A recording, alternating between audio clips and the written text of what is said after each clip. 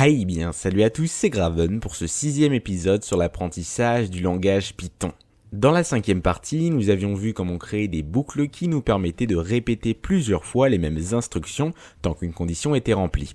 Aujourd'hui, je vous propose d'attaquer une toute nouvelle notion qui va traiter des fonctions avec ce langage. Alors tout d'abord, on est en droit de se demander, mais qu'est-ce qu'une fonction ? Eh bien, il s'agit simplement d'un sous-programme qui va contenir une série d'instructions, d'étapes, de choses qui vont s'effectuer les unes après les autres. Si on prend le cas d'un jeu vidéo par exemple, on pourra retrouver à l'intérieur une fonction start pour démarrer le jeu, une fonction teleport players pour téléporter les joueurs sur une carte, ou bien encore une fonction check-win pour détecter la victoire de tel ou tel joueur, etc., etc.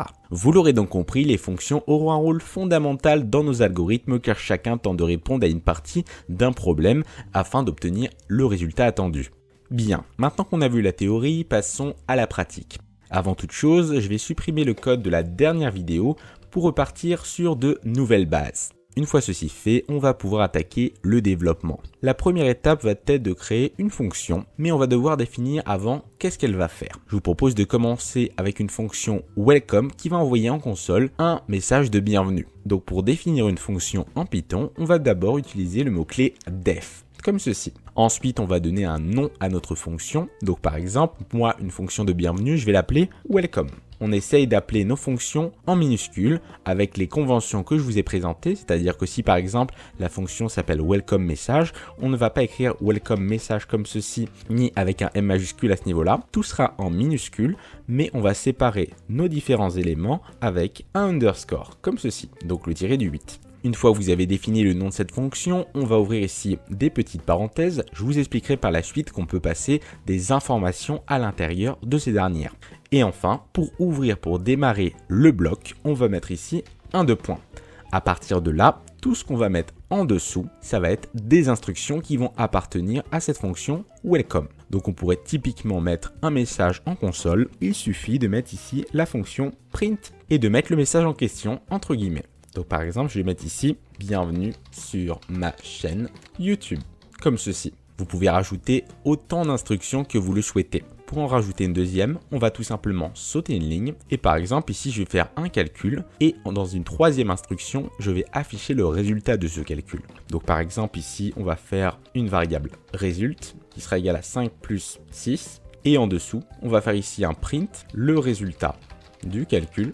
Et par exemple ici, on va mettre une virgule pour injecter la valeur du résultat.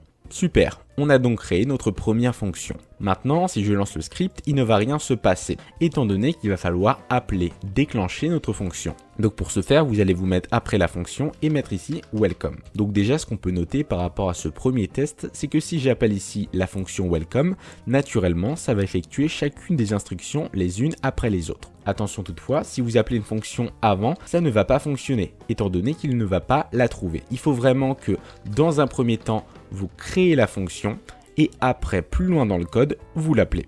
Ça ne marche pas dans l'autre sens. On peut également noter qu'il est possible d'appeler plusieurs fois cette fonction. Naturellement, si je l'appelle 3 fois, ça va effectuer 3 fois ce bloc d'instructions. Regardez, si je lance le script, j'ai bien ici 1, 2 et 3 fois ces instructions qui ont été effectuées. Donc ça fonctionne parfaitement. Super. Bien évidemment, si vous avez des questions, n'hésitez pas à les poser en commentaire. Bien, maintenant que ceci est fait, nous allons attaquer un autre aspect de cette notion. Donc soit vous supprimez le code qu'on vient de faire à ce niveau-là, ou alors vous pouvez faire un clic droit sur votre projet, My First Project, et faire ici New, Python File. Je vais l'appeler par exemple Year, comme ceci. On fait OK et ça va le générer.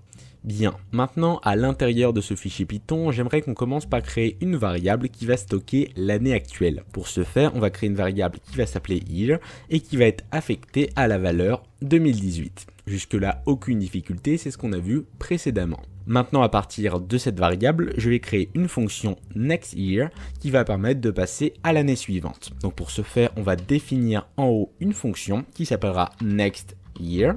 Je vais ouvrir les parenthèses pour passer des informations par la suite. Ensuite, on met nos 2 points on saute une ligne et là on va commencer par mettre un petit message en console pour dire simplement que c'est la fin de l'année actuelle. Et on va ici injecter year qui stocke l'année actuelle, donc dans notre cas 2018. Maintenant qu'on a dit que c'était la fin de l'année, il va falloir passer à l'année suivante. Pour cela, on va récupérer la valeur de year, rajouter 1, donc pour passer de 2018 à 2019, de 2030 à 2031, etc. Et on va devoir réaffecter cette valeur à la variable en question. Vous pouvez bien sûr simplifier cette opération en faisant le plus égale 1 qui revient au même. Et une fois qu'on est passé à l'année suivante, on peut très bien ici mettre un message en mettant début de l'année et ici on mettra la nouvelle valeur qu'on vient juste de calculer avant.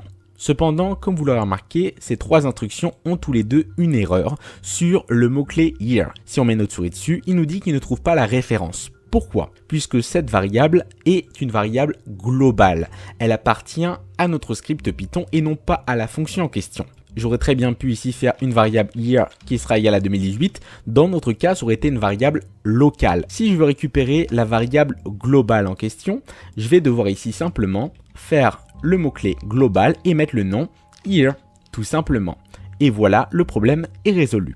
Donc à partir de maintenant, lorsque je vais faire appel à ma fonction nextYear, ça va récupérer cette valeur, mettre fin de l'année, donc dans notre cas 2018. Ensuite, on passe à l'année suivante et on affiche cette valeur. Donc je vais faire ici un clic droit run year pour pas que ça exécute l'autre code. Et là, on peut voir que c'est fin de l'année 2018, début de l'année 2019. Ensuite, je vais l'effectuer une autre fois, je lance le script et regardez, fin de l'année 2018, début de l'année 2019, fin de l'année 2019, début de l'année 2020. Donc on peut voir que ça fonctionne parfaitement. Ce qu'il faut simplement retenir, c'est qu'une variable globale comme celle-ci peut être récupérée dans une fonction à condition de mettre ici le petit mot-clé global et de préciser le nom. Et là, vous pouvez l'utiliser sans problème, la modifier, etc., etc.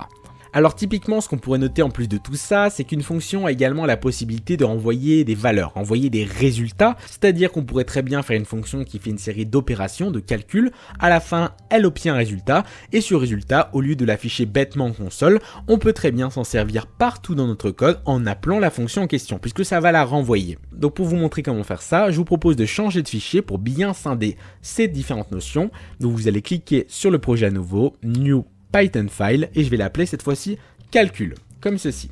Donc, je vous propose de faire une fonction addition qui va envoyer le résultat de 5 plus 5 pour commencer. Donc ici, on va faire un def addition, on ouvre les parenthèses, 2 points, et là, je vais faire une variable result qui va stocker le résultat de mon calcul qui sera donc 5 plus 5. Jusque là, aucune difficulté, je peux très bien ici faire un print result et ça fonctionnera parfaitement. Seulement, comme je vous l'ai dit, on peut renvoyer une valeur et pour cela, je vais utiliser le petit mot-clé return et mettre ici mon résultat. À partir de maintenant, lorsque j'appelle la fonction addition, elle fait les instructions, mais elle me renvoie également quelque chose, un résultat qui sera donc dans notre cas 10 puisque je l'ai mis explicitement. Donc on va tester ça, je vais faire ici un print en mettant le résultat du calcul et là je vais faire appel à ma fonction addition. Donc si je lance le script, on a bien ici le résultat du calcul est 10. Donc ce qui s'est passé, j'ai envoyé un message en console et à un moment donné, on a fait appel à la fonction addition. Donc c'est allé à l'intérieur, ça a fait le calcul 5 plus 5 qui a fait le résultat 10. Ce 10 a été stocké dans ma variable result et a été renvoyé. Donc là, addition renvoie la valeur 10, donc c'est comme si à ce niveau-là, j'avais 10 à la place qui a été injecté, tout simplement.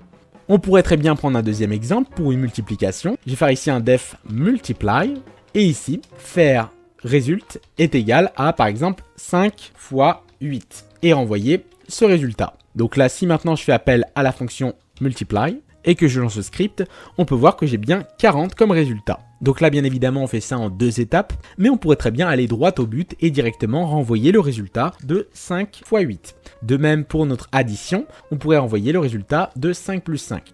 Donc bien évidemment, on peut renvoyer autre chose que des nombres. Typiquement, le message que j'ai ici, le résultat du calcul est, pourrait être la source d'un renvoi de fonction, d'une fonction qui s'appellerait par exemple getMessage, que j'aurais créé juste au-dessus, def getMessage, et qui me renverrait ce message. Regardez, une fois de plus, si je lance ce script, j'ai bien ce résultat. Bien, maintenant que ceci est fait, j'aimerais créer une deuxième fonction qui s'appellerait par exemple addition 2 et qui me renverrait le résultat de 5 plus 4 cette fois-ci. Comment faire ça? Et bien naturellement, on serait tenté de copier-coller le code en question, de renommer addition 1 en addition 2, puisque sinon on aurait le même nom et ça ne fonctionnerait pas, et le résultat envoyé ce serait 5 plus 4 cette fois-ci. Donc là, je vais copier le code en question, et ici renvoyer addition 2.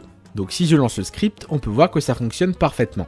Maintenant, j'aimerais une troisième fonction, addition 3, qui me renvoie cette fois-ci 5 plus 9. Donc pareil, on va ici copier le code en question et mettre ici addition 3 et renvoyer 5 plus 9. Et pareil, on va ici faire le résultat du calcul et addition 3. Si je lance le script, on a bien ici le résultat du calcul est 14 pour ce dernier calcul. Donc on peut voir que ça fonctionne parfaitement. Mais là vous allez me dire, ok Graven c'est bien beau tout ça, mais est-ce que si on a 50 calculs à faire dans notre programme, on devra réellement copier-coller 50 fois cette fonction addition et faire addition 1, 10, 20, 30, 50, etc. Eh bien non, bien sûr que non, ça va être redondant, c'est-à-dire que ce sera la même chose. Et quand en programmation on a quelque chose qui se répète, on a forcément un moyen de le synthétiser. Regardez bien ces trois fonctions. À chaque fois on fait 5 plus une valeur, 5 plus une valeur, 5 plus une valeur.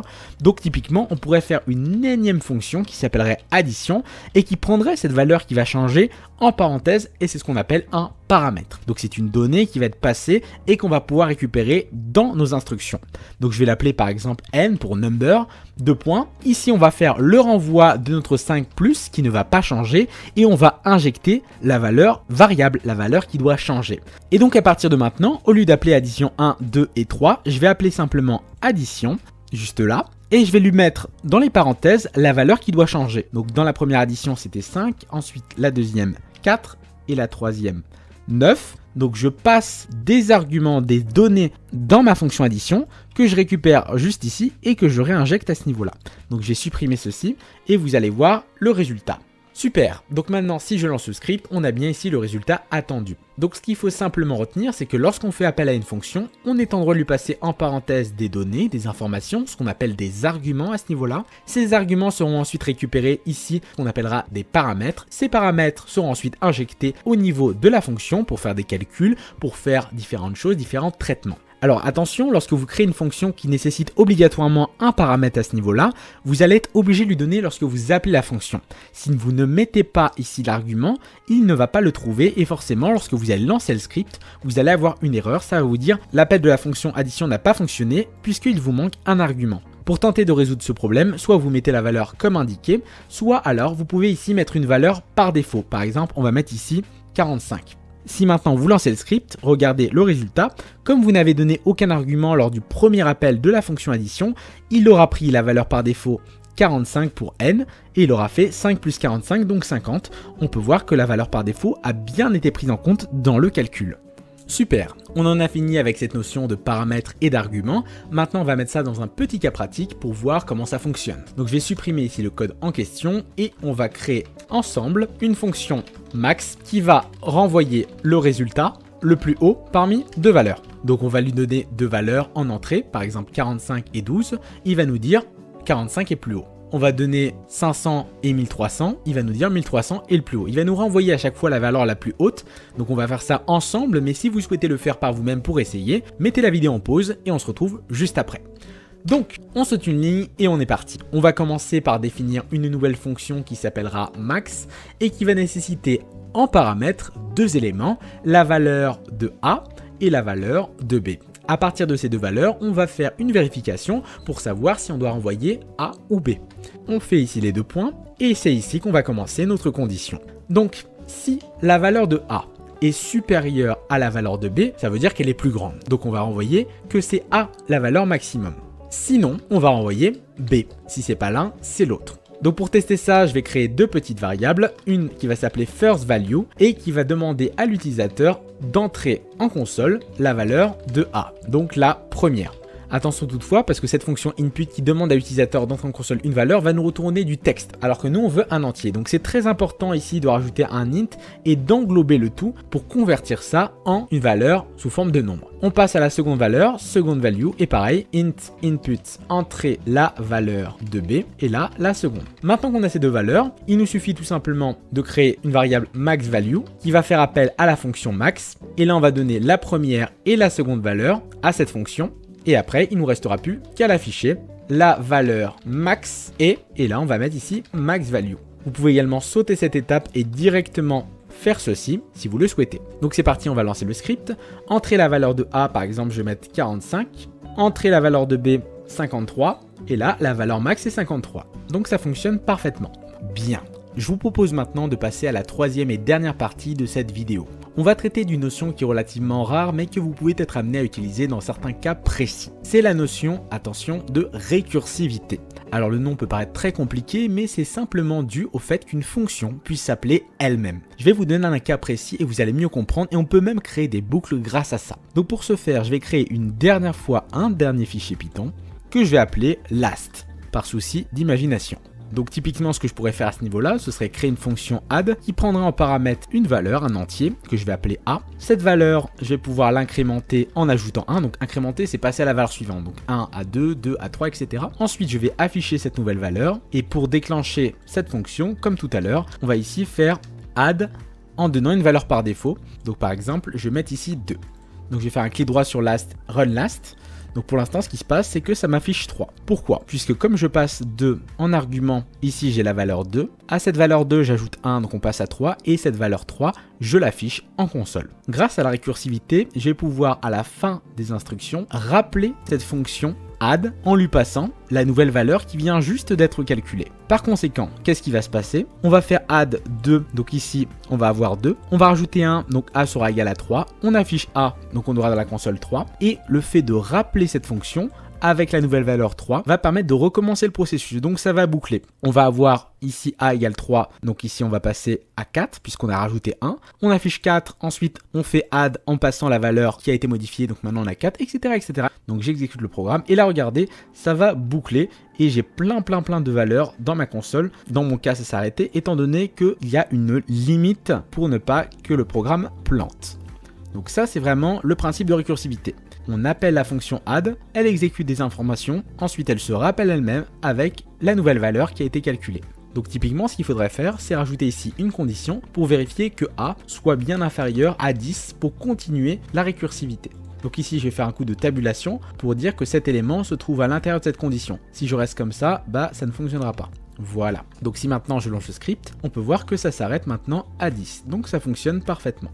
Et bien voilà, on a fait le tour de cette notion de fonction. Bien évidemment, comme à chaque fin de vidéo, je vous propose de faire un petit travaux pratique pour vous entraîner sur tout ce qu'on a vu aujourd'hui. Donc le TP d'aujourd'hui, ce sera une fonction pour calculer le nombre de voyelles dans un mot, donc qui sera pris en paramètres. Donc d'abord, vous devrez définir une fonction getVowelNumbers qui va prendre en paramètre un mot, donc c'est une chaîne de caractères. Ensuite, vous allez créer un compteur de voyelles et pour chaque lettre du mot, vous vérifiez s'il s'agit d'une voyelle. Bien sûr, si c'est le cas, on ajoute 1 au compteur et à la fin de la fonction, vous allez renvoyer le compteur pour savoir le nombre de voyelles dans ce mot. Vous aurez bien sûr le corrigé du TP en description ainsi qu'un petit quiz pour vous entraîner sur cette nouvelle notion.